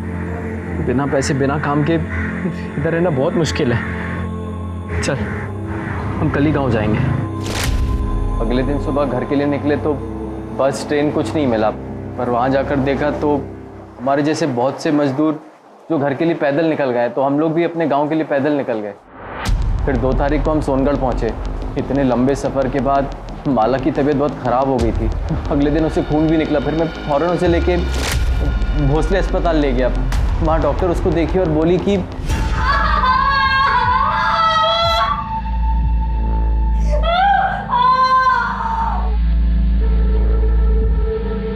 डॉक्टर साहब, माला की तबीयत कैसी है? इतना लंबा पैदल चलने की वजह से प्रॉब्लम हुई है, चेक करना पड़ेगा कि बच्चा ठीक है कि नहीं, और माला को बुखार और खांसी भी है, तो कोरोना टेस्ट भी करना पड़ेगा। रिपोर्ट जब तक नहीं आ जाते उसे यहीं आइसोलेशन वार्ड में रुकना पड़ेगा। कोरोना पता है ना? ओ, ऐसी फालतू की बीमारी जिसकी वजह से ये मुंह पे कपड़ा बांधना पड़ता है, और जिसकी वजह से हमारा काम धंधा सब बंद हो गया है। फालतू की बीमारी नहीं है, बहुत ही खतरनाक बीमारी है। मैं माला से मिल सकता हूँ? अभी उसे होश नहीं आया है, होश आ जाए फिर मिल लेना, तब तक यहीं पे इंतजार करें। पता चला कि हमारा बच्चा गिर गया। बहुत तो हुआ साहब, पहली औलाद थी हमारी, माला एकदम से टूट गई थी।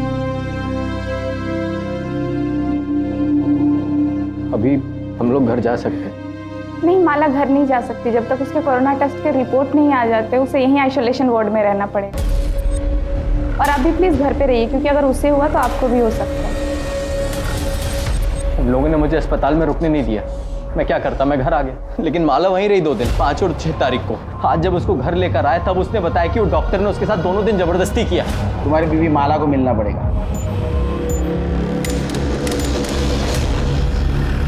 माला, घबराने की जरूरत नहीं है, हम तुम्हारी मदद के लिए यहाँ आए। बताओ हॉस्पिटल में तुम्हारे साथ क्या क्या? मेरा बच्चा गिरने के बाद मैं 2 दिन हॉस्पिटल में थी, टेस्ट का इंतजार करती थी। उन 2 दिनों में एक डॉक्टर ने मेरे साथ जबरदस्ती की। नाम जानती हो डॉक्टर का? पहचान सकती हो उसको? नहीं। आंख दिया है ना भगवान ने, या आंख बंद करके बैठी थी? अरे बताती क्यों नहीं साहब को कौन हरामी था वो? तू भी मजे ले रही थी है? बोल साहब। लेकिन इस तरह से बात करते हैं। विवेन तुम्हारी? देखो माला, ना तो तुम उसको पहचानती हो ना तो उसका नाम जानती हो, उसको पकड़ेंगे कैसे? साहब, वो जो कोरोना में डॉक्टर पहनते ना ऊपर से लेके नीचे तक, उन्होंने वो पहना हुआ था और मुंह पे मास्क भी लगाया हुआ था। मेरे शरीर में जान नहीं थी, लेकिन फिर भी मैंने उसको रोकने की बहुत कोशिश की, लेकिन वो नहीं माना। माला, माला, तुम और कुछ बताना चाहते हो? साहब तबीयत ठीक नहीं है इसकी, अभी इससे सवाल पूछने की जगह उस डॉक्टर को पकड़ो ना आप। सर मुझे यकीन नहीं हो रहा। ऐसे वक्त पे जब लोग एक दूसरे को शक की नज़र से देखते हैं कि किसी की वजह से मुझे कोरोना ना हो, एक डॉक्टर अपने मरीज के साथ रेप करेगा, वो भी जिसके कोरोना के टेस्ट के रिजल्ट्स नहीं आए। और सर अगर माला कोरोना पॉजिटिव निकली तो? गायकवाड़, तुम डिपार्टमेंट में होते हुए ऐसा सोचते हो? हाँ, अरे ऐसे हजारों केसेस है जिसमें लोगों ने अपनी जान की परवाह नहीं की। अरे ये तो विकृत मनोवृत्ति वाले लोग। हाँ, ये वायरस से डरेंगे? अरे इनका जाने दे। नॉर्मल लोग भी अगर कोरोना वायरस के खतरे को समझते ना तो हमें अपनी जान जोखिम में डाल के रास्ते पे घूमने की जरूरत नहीं थी। रही बात ये माला की, ये जरूर हमसे कुछ छुपा रही है, ढूंढेंगे। सर ऐसा हो ही नहीं सकता। आपने सुना है पहले ऐसा कुछ? आप ही सोचिए कि अगर ये बात डॉक्टर्स और मरीज के बीच में फैल गई तो क्या होगा। पहले से ही हमारे पास स्टाफ कम है, अगर ऐसा कुछ हो गया तो कौन सा डॉक्टर, कौन सा स्टाफ ड्यूटी पे आना चाहेगा?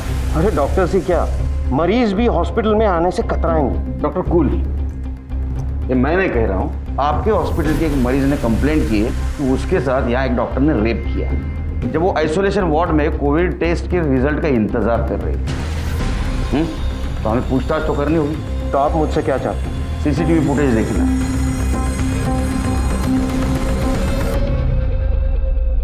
ये तो आपको पता ही होगा कि वुमेन आइसोलेशन वार्ड में सीसीटीवी कैमरा नहीं होता। तो हमारे पास 5 और 6 तारीख की लॉबी और पैसेज की फुटेज है जो आप देख रहे हैं।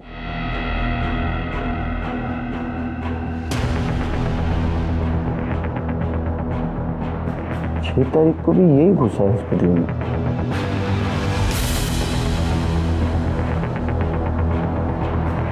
ये देखिए,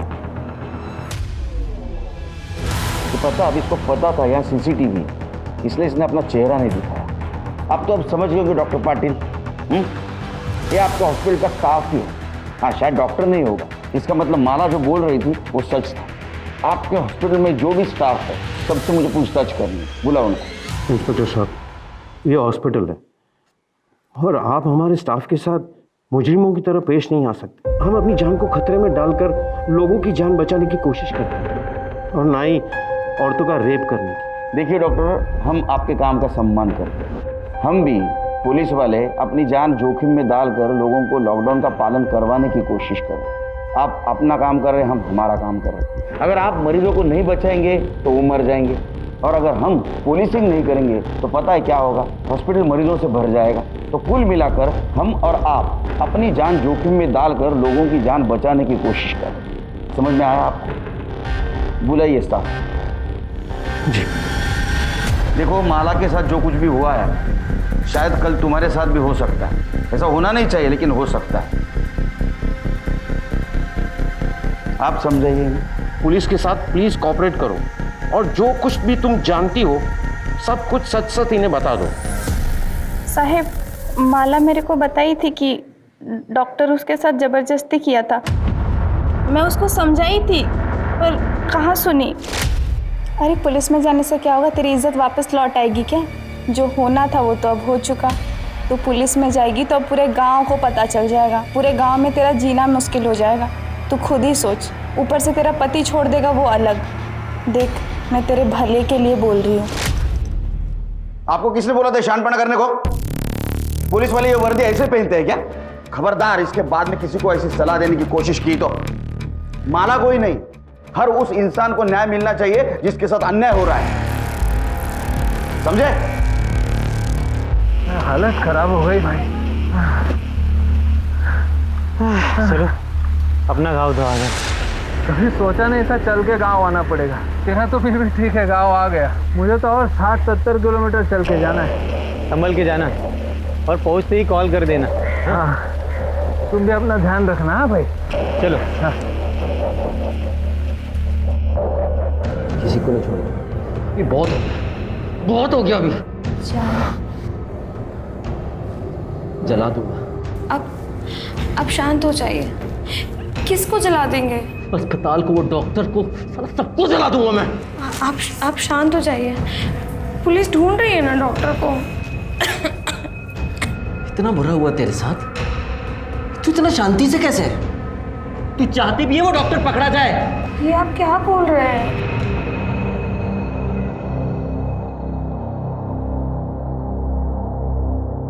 क्या हुआ साहब?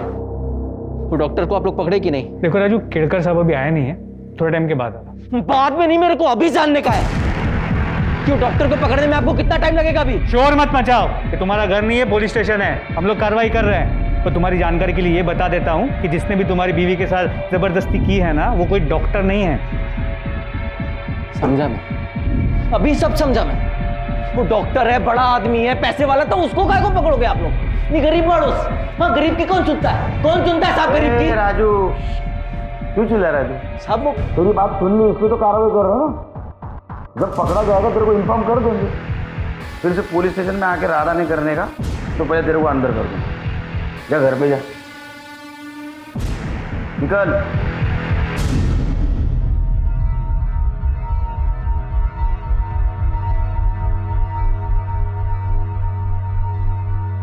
इससे बात करना है।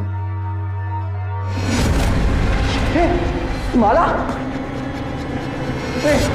माला, माला उठना, माला, माला।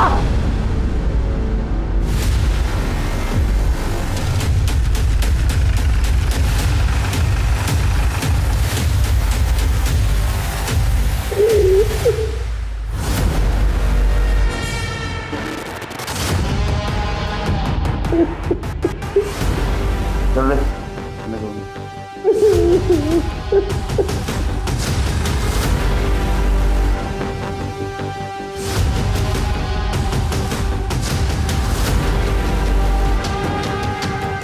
तो सेक्सुअल असॉल्ट रेप जैसा तो कुछ समझ में नहीं आ रहा। शायद बच्चा गिरने की वजह से खून काफी बाहर, बाकी रिपोर्ट आने के बाद पता चलेगा। सर गले पे निशान, गला घोट के मारा गया। घर की हालत, बिखरा हुआ बेडशीट, मरने से पहले काफी स्ट्रगल हुआ। प्रताप, मुझे लगता है ये काम राजू ने किया है। अपने सामने कितना गुस्सा कर रहा था, देख पीठ पीछे कितनी तकलीफ देता हो। उसने गुस्से में आके शायद इसका गला दबा के इसको मार। एक काम करो, बॉडी पोस्टमार्टम के लिए भेज दो और इसके फीटस से राजू का डीएनए मैच करवा दो। सर क्या साहब, आप अभी मेरे को ही फंसा रहे हो कि मैंने माला को मार दिया? शांत हो जाओ, शांत हो जाओ, बैठो। खून को कंट्रोल करते जा जरा, समझा? ये गुस्सा है ना, ये गुस्सा है उसका वजह है। मानो कि किसी और ने हाथ लगाया, तुम सहन नहीं कर पाए, उसको तो कुछ नहीं कर पाए, इसलिए तुमने माला को मार दिया। लेकिन सर उस टाइम पे तो मैं पुलिस स्टेशन में था, आपके सामने था सर, मैं कैसे मार दूंगा उसको, आप बताइए ना। वो चाहना रे तू पुलिस से गवाही दिलवाएगा? तो पुलिस स्टेशन में था, सच देखा जाए तो माला का मर्डर करके पुलिस स्टेशन आया था। यहाँ से तू वहाँ वापस गया और तूने नाटक किया कि माला को किसी ने मार दिया। वहाँ माला की बॉडी किसी ने देखी नहीं थी। हमने अड़ोस पड़ोस में पूछताछ की, तब पता चला तूने गांव वाले लड़कों को जान से मारने की धमकी दी थी। हाँ, दी थी धमकी उनको। मेरे गांव में मेरे घर में घुसने के मेरे से 2000 रुपए मांगे थे साहब। आखिरी के 500 रुपए थे, वो भी ले लिए उन्होंने, और शाम को वो बाकी के 1500 रुपए लेने आ गए थे घर। कल पैसा निकाल, तो बोला था ना बाकी का 1500 शाम को देगा करके। बोला था पर अभी नहीं हो पाया, अभी तू जा, बाद में देता हूँ। देख साला गांव में घुस गया, अभी बहाना मारता है। चुपचाप से पैसा दे, नहीं तो देख क्या करेंगे हम लोग। अरे बोला ना देता हूँ, पैसा भी नहीं है, आके देता हूँ, अभी जा यहाँ से।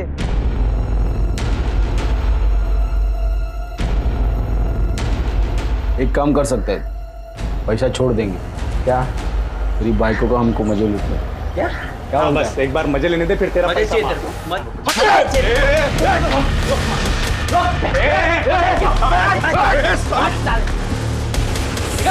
देख लेंगे तुझको, देख लेंगे। उन लड़कों को तो हम देख लें, लेकिन जब तक माला का मर्डर केस सॉल्व नहीं होता तो सोनगढ़ से बाहर नहीं जाएगा।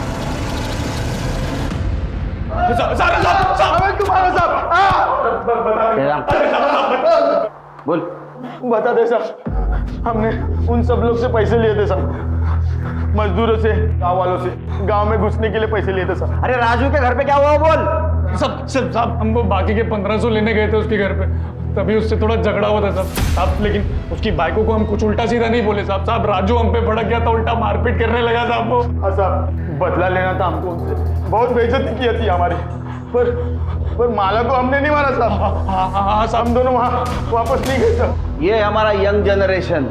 एफआईआर दर्ज करो। सर मैंने गांव में घुसने के लिए किसी से भी कुछ भी पैसा नहीं लिया सर।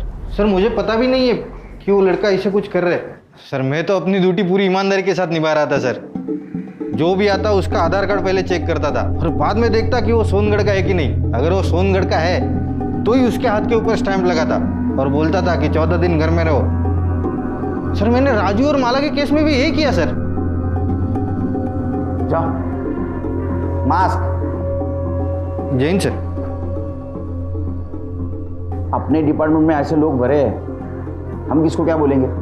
सर साफ पता चल रहा था कि कांबळे झूठ बोल रहे हैं, नक्की पैसे खाता था। अब नहीं खाएगा क्योंकि उसको मालूम है अपनी नजर है उसके ऊपर। माला के पीएम रिपोर्ट का क्या हुआ? सर अब तक नहीं आई। एक्चुअली वो पूरी टीम कोरोना के केसेस में भी थी, इसलिए वक्त लग रहा है, लेकिन सर जल्दी आ जानी चाहिए। सर डीएनए रिपोर्ट के मुताबिक माला के जो पेट में बच्चा था सर, उसका डीएनए राजू के डीएनए से मैच नहीं होता।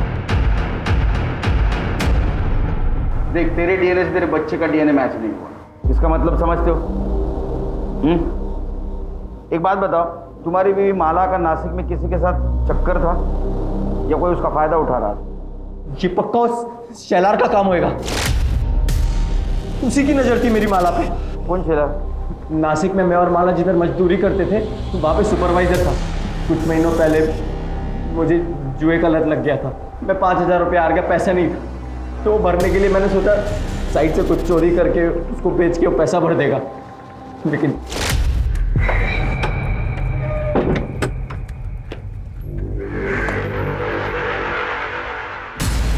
चोरी कर रहा है? चोरी कर रहा है? नहीं, जिस थाली में खाता है उसी में छेद करता है। रुक, मैं अपने भाव सुनो। पुलिस को बताऊंगा मैं। भाव इतना गर्मी काहे को खाते हो? मैं तुमको भी देता हूँ ना इसमें से। साले तेरे जैसा चोर समझाएगा मेरे को? अभी मैं देख, तू काम भूल जा काम तू अभी। मैं तेरे को जेल में भी भाव करते हैं ना कुछ, भाव करते हैं ना कुछ, इस बात को यहीं पे सुलटाते हैं ना भाव। एक रास्ता है, जो बोलोगे तू है ना? हाँ। तेरे बीवी के साथ में मेरे को सोने दे।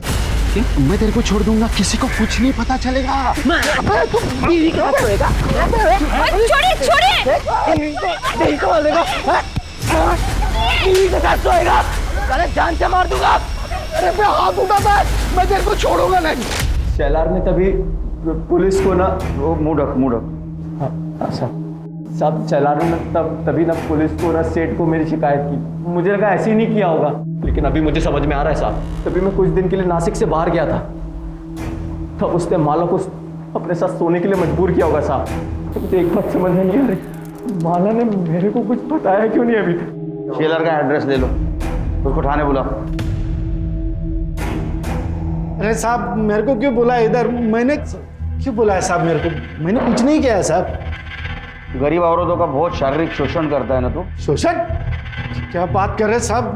मैं अभी मेरे सेठ को फोन करता हूँ, उनको बुला लेता हूँ। जगह लगा, फोन लगा, तेरे सेठ को फोन लगा। उसको भी समझने दे, उसका साइट सुपरवाइजर गरीब औरतों का कैसा शारीरिक शोषण करता है।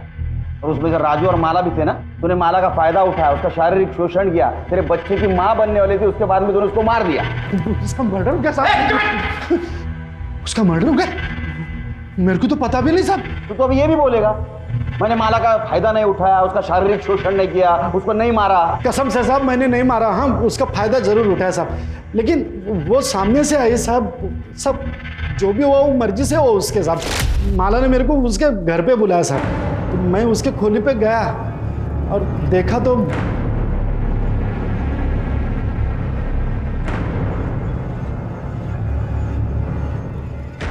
तुम्हें मेरे साथ सोना था ना, तुम्हें जो करना है तुम करो, बस राजू की शिकायत किसी से मत करना, ना पुलिस से और ना ही सेठ से।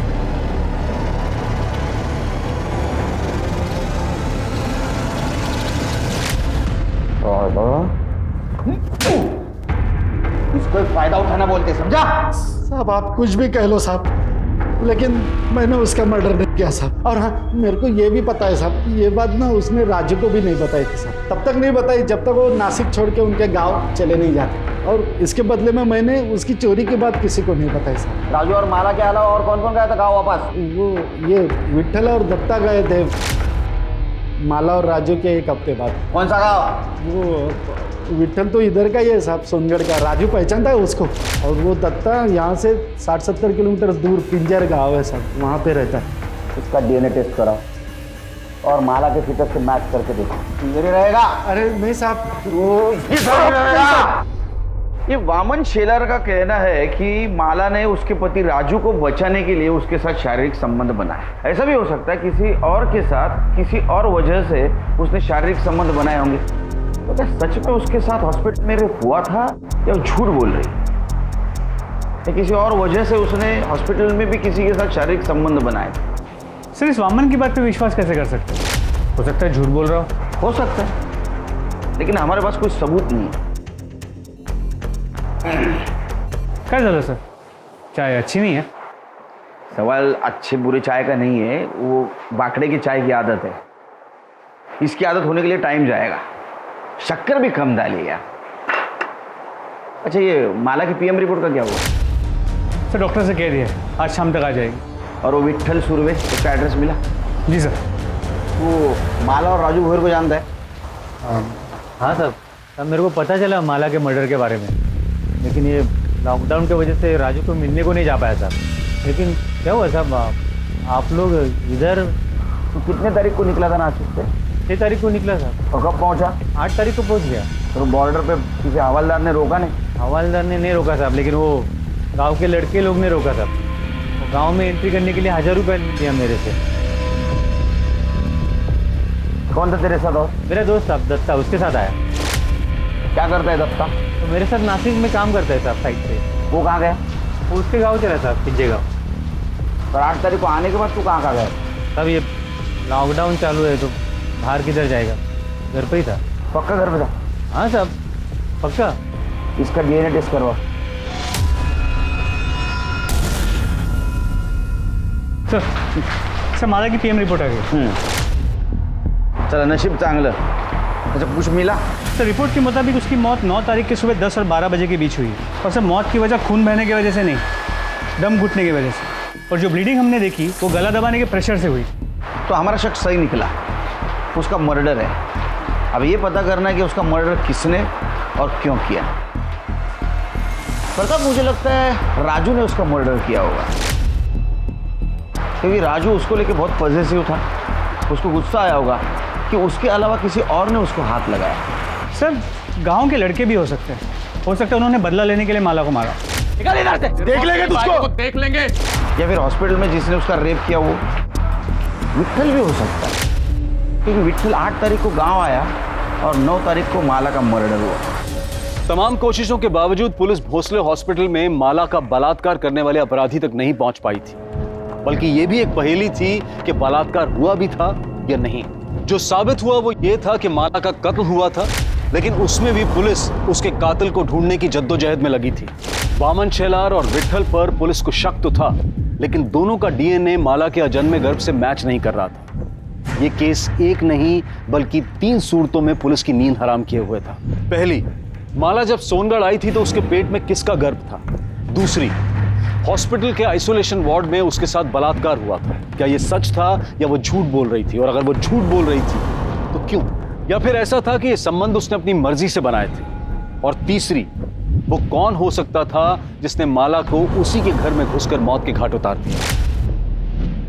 पुलिस के पास संदिग्ध तो कई थे, लेकिन सबूत किसी के भी खिलाफ नहीं था। सर 8 तारीख को माला अस्पताल से डिस्चार्ज हुई और 8 तारीख को ही विट्ठल और दत्ता सोनगढ़ पहुंचे। और विट्ठल के मुताबिक तभी के तभी दत्ता अपने गांव पिंजगढ़ के लिए पैदल निकला, जो करीब 60 से 70 किलोमीटर दूर। सर हम सबको तो चेक कर चुके, वो कौन हो सकता है जो माला के बच्चे का बाप था जिसने उसका मर्डर किया? ये दत्ता पिंजगढ़ कब पहुंचा पता करो। सर हमने विट्ठल के कॉल रिकॉर्ड्स चेक किए और उसमें यह पता चला कि 12 तारीख की रात को हमारी पूछताछ के बाद उसने एक नंबर पर 20 बार कॉल की। कितने बार? 20 बार। और सर बातचीत काफी लंबी हुई। नंबर किसका था? दत्ता राउत के। दत्ता राउत? अब बता, इतने फोन क्यों किया? साहब वो हालचाल पूछने के लिए फोन किया था साहब। हलचल पूछने के लिए 20 बार फोन? किसके हाल खराब थे, किसकी चाल खराब थी रे? वो साहब इधर उधर की बात कर रहे थे हम लोग। तू काय वेडा समझ लगा मला? हाँ सच सच बता, ना तो इतना मारूंगा ना इधर का उधर हो जाएगा, समझा? नहीं सब सब सब बताता हूँ साहब। वो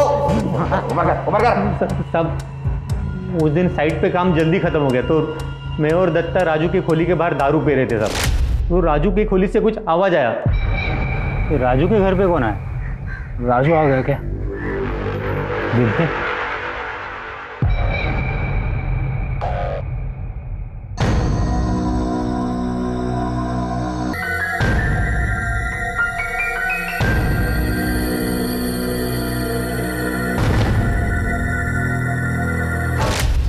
तभी मैंने ये वीडियो बनाया साहब। मेरे को यकीन ही नहीं हुआ साहब कि माला शेलर के साथ सोने को राजी कैसे होगी। तो जैसे ही शेलर राजू की खोली से बाहर आया,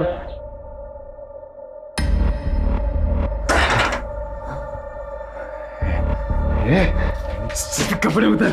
भाव पागल हो गए क्या? निकलो निकलो यहाँ से, निकलो वरना मैं शोर मचाऊंगी। निकलो भाव। तू क्या शोर मचेगा? मैं मचाता है ना शोर, बुलाते हैं सबको और बताता है वो राजू इधर नहीं है ना, तो शेलर के साथ तू कैसे मजे मार रही है? कपड़े निकाल। भाव भाव छोड़ो, भाव निकलो निकलो यहाँ से। कपड़े उतर दिए कि बुलाओ सबको? साहब मुझे क्यों मार रहे? मैंने कुछ नहीं किया था। ये आराम कर, झूठ बोल रहे हैं सब। नहीं झूठ बोल रहे, नहीं झूठ बोल रहे साहब। ये देखो साहब। अरे आ तू है ना, अब और मार खाने के बाद गलती हो गई साहब, गलती हो गई साहब। एक बार गलती हुई, बार बार गलती हुई?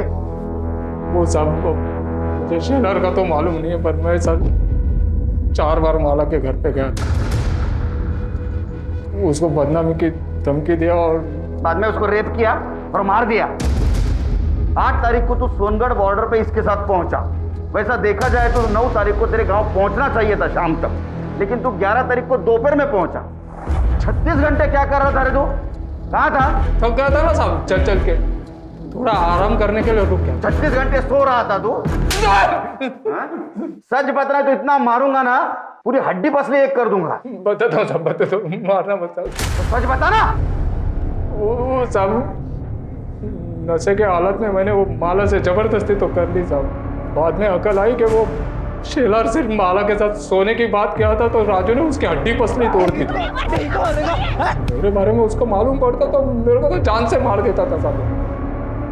मैं बहुत डर गया था साहब, लेकिन फिर पता चला कि माला पेट से राजू लड्डू बांट। मतलब ये था कि उसको अब तक तो कुछ पता नहीं था, लेकिन माला साहब वो कुछ ऐसे घूर के और गुस्से से मेरे को देखती थी, लगता था कभी भी राजू को बता दे। माला और राजू सोनगढ़ जाने के लिए निकले। उस वक्त तो माला ने मुझे कुछ सिर्फ गुस्से से देखा था ना साहब, लगा था अब कुछ तो होने वाला। मैं डर गया था साहब। उसके बाद तो साहब वो राजू मेरे सपने में आता था साहब, मेरी छाती में बैठ के कोई तो से मेरे को मारता था साहब। नाटक मत कर। नाटक नहीं साहब।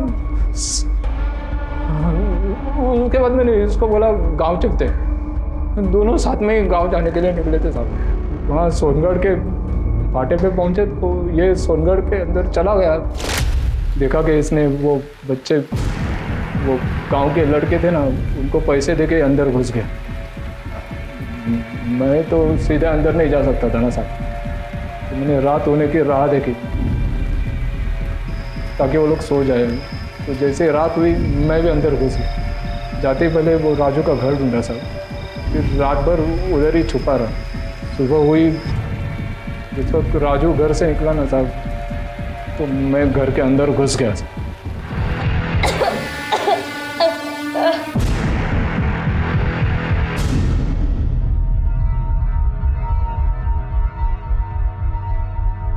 ले गंगा जल समझ के पी ले, क्योंकि तू मरने वाली है। रात को नींद नहीं आती है मेरे को, इस डर से कि तू सब राजू को बता देगी और आगे मुझे मार देगा। मैं मर जाऊं इससे तो अच्छा है कि तू। भाव में राजू को कुछ नहीं बताई। आयुष मैं रिस्क नहीं ले सकता है ना। 9 तारीख को तू सोनगढ़ पहुंचा, तो 5 और 6 तारीख को माला का रेप कैसे किया? नहीं साहब, 6 तारीख को तो हम लोग नासिक से निकले थे गांव आने के लिए। 2 दिन तो रास्ते पे ही चल रहे थे। इसको पूछो ना साहब, साथ में थे हम लोग। साहब मैं 6 तारीख को वहाँ था ही नहीं, तो मैं रेप कैसे कर सकता हूँ? माला का रेप और मर्डर दोनों केस फाइल करो, लेकर जाओ इसको।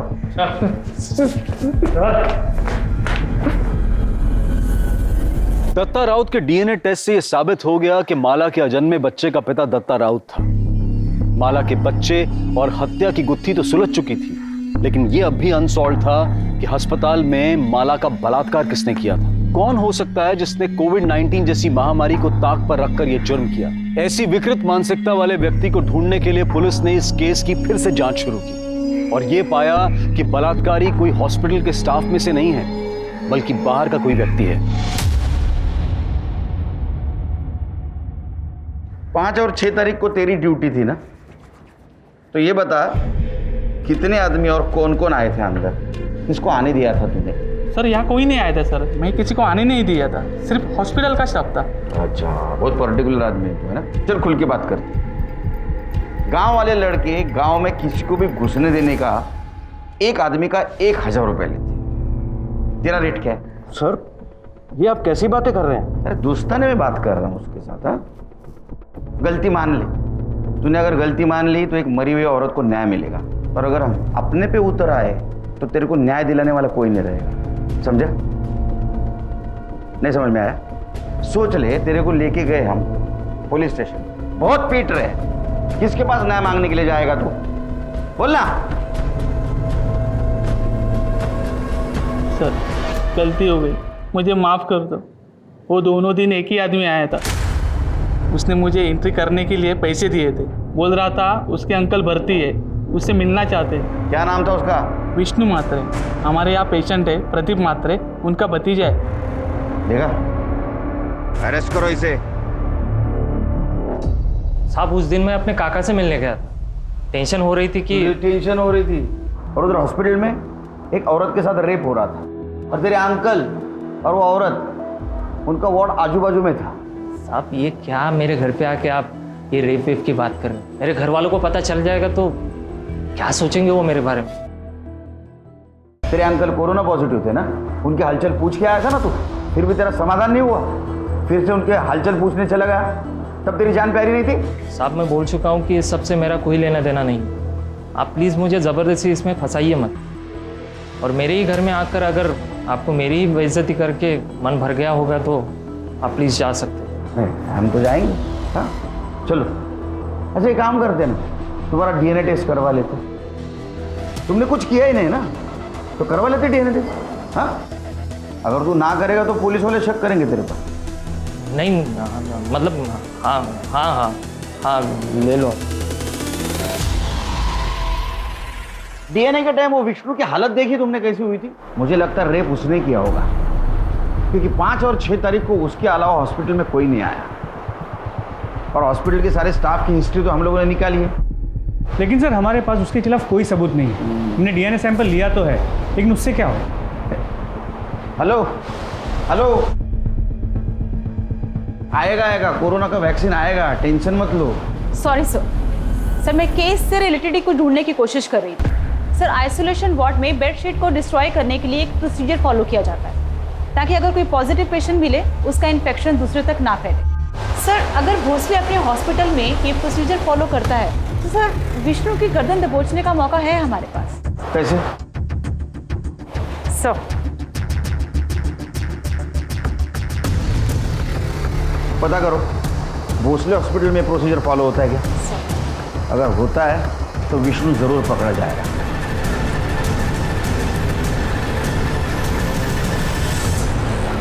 क्या है सर? हाँ चल उधर चल। एक बात बता, कोविड-19 के पेशेंट के बेडशीट के साथ क्या किया जाता है? डिस्ट्रॉय किया जाता है उसको। अब हमारा नसीब अच्छा कि माला की बेडशीट हमारे हाथ लग गई। देखनी है फोटो? दिखा, इसके ऊपर साफ साफ माला के बेड का नंबर दिख रहा है। तो ये सब मेरे को क्यों बता रहे साहब आप? वो इसलिए बता रहे कि उसके ऊपर जो ड्राइड सीमेंट्स के ट्रेसेस मिले वो तेरे डीएनए से मैच हुए हैं। अब बताएगा नहीं बताएगा? बैकवर्ड साहब नहीं साहब बताता हूँ साहब बताता हूँ। बोल। 5 तारीख को मैं सच में अपने काका से मिलने गया था। उसके लिए मैंने गार्ड को रिश्वत भी दी थी, लेकिन जब वहाँ से वापस आ रहा था तो मैंने देखा अकेली औरत बेड पर पड़ी है, तो मैं अपने आप को रोक नहीं पाया साहब। अगले दिन मैं गार्ड को रिश्वत देकर सिर्फ उसी के लिए वहाँ पे गया था। मैंने ध्यान रखा कि मेरा चेहरा सीसीटीवी कैमरा में ना आए।